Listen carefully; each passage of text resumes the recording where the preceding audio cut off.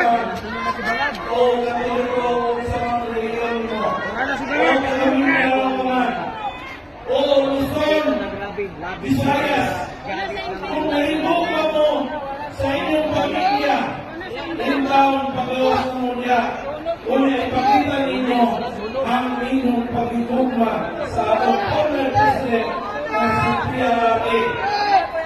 Mabuhay si Tatay Digong! Mabuhay si Tatay Digong! Mabuhay si Inday Sara Duterte! Mabuhay ang mga Duterte!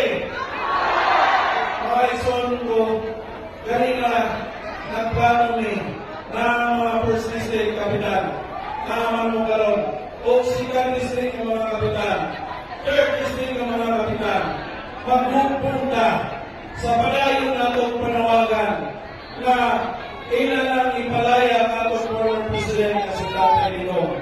Iwa man sila, asa na ipakita nila na walang tupares, wala sila ipakita, illegal detention na ang ibuhat nila kay Tatay Digong.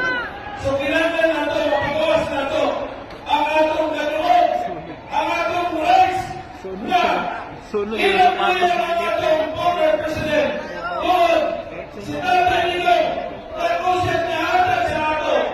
Ang mga uniform, malawag ko sa inyo, mga polis, mga sundalo, na mayroon na umutong, ipalagan ni Tatay Digong.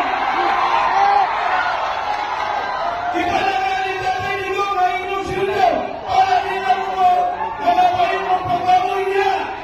Ano na sa naman mo? Ano sa naman mo, mga sundalo?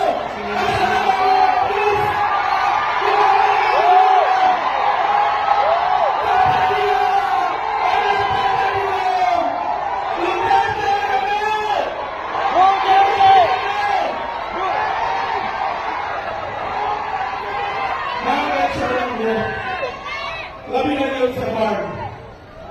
Sa bar, tibagin ninyo. Ang bar, hindi na ninyo mabuhay.